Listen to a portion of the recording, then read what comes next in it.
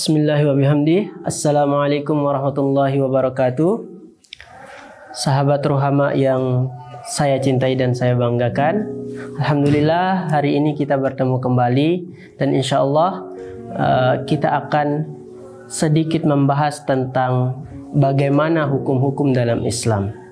Jadi dalam hal ini di sini saya tidak bertujuan untuk mengajari, akan tetapi di sini kita sama-sama untuk mengingat-ingat kembali.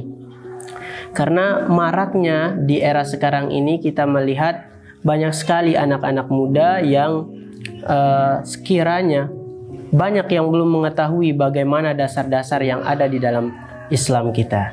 Nah, yang pertama, kali ini kita akan membahas tentang hukum-hukum di dalam Islam. Namun sebelum lebih jauh, terlebih dahulu kita mengetahui dulu apa yang dimaksud dengan hukum-hukum Islam.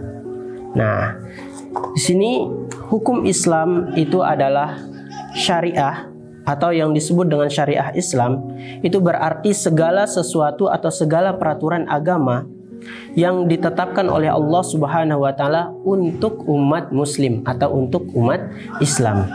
Baik itu dari Al-Qur'an ataupun hadis Nabi SAW yang berupa perkataan, perbuatan, serta penetapan beliau atau takrirnya beliau. Nah, lalu apa itu tujuannya hukum Islam ini ada?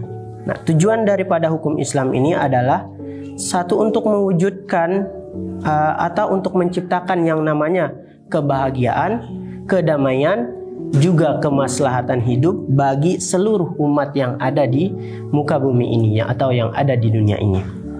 Nah, lalu sahabat Rohama, kita mesti tahu nih apa dasar-dasar yang ada di dalam hukum Islam.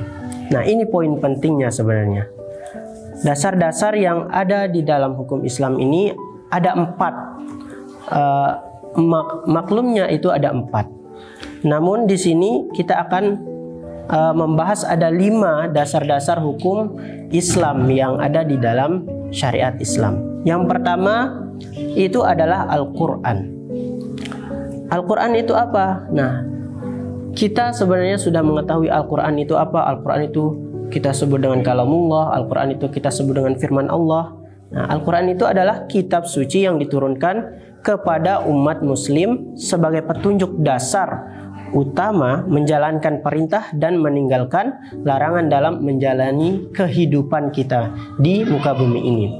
Nah, Al-Quran di sini ialah sebagai petunjuk bagi kita selaku umat muslim, bahkan tidak hanya untuk umat muslim saja, kan tetapi seluruh umat manusia ataupun seluruh makhluk hidup yang ada di dunia ini itu bergantung kepada Al-Quran sebagai kitab pedomannya.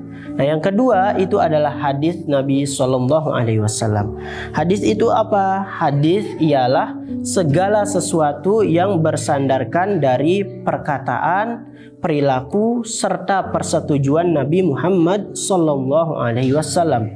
Sebagai apa? Sebagai penyempurna daripada hukum yang terdapat di dalam Al-Quran tadi. Nah, yang ketiga itu ada namanya ijma. Ijma ini biasanya dilakukan oleh para ulama kita. Jadi ijma ini adalah sekumpulan kesepakatan para ulama dalam menentukan kesimpulan daripada suatu hukum yang berlandaskan dari Al-Quran dan juga hadis Nabi SAW. Nah, yang keempat, dasar-dasar hukum Islam yang keempat ini adalah qiyas. Qiyas ini adalah menetapkan suatu hukum atau perkara yang baru yang belum ada pada masa sebelumnya, namun memiliki kesamaan dalam sebab, manfaat, bahaya, dan berbagai aspek dengan perkara terdahulu sehingga dihukumi sama. Jadi qiyas ini ialah hukum mengumpamakan, misal sebelumnya tidak ada hukum bagi suatu perkara ini, tetapi di masa sekarang karena muncul perkara ini, maka kita kiaskan hukumnya melalui perkara-perkara atau masalah-masalah yang serupa dengan masalah yang terjadi pada saat ini. Nah, yang kelima itu adalah ijtihad.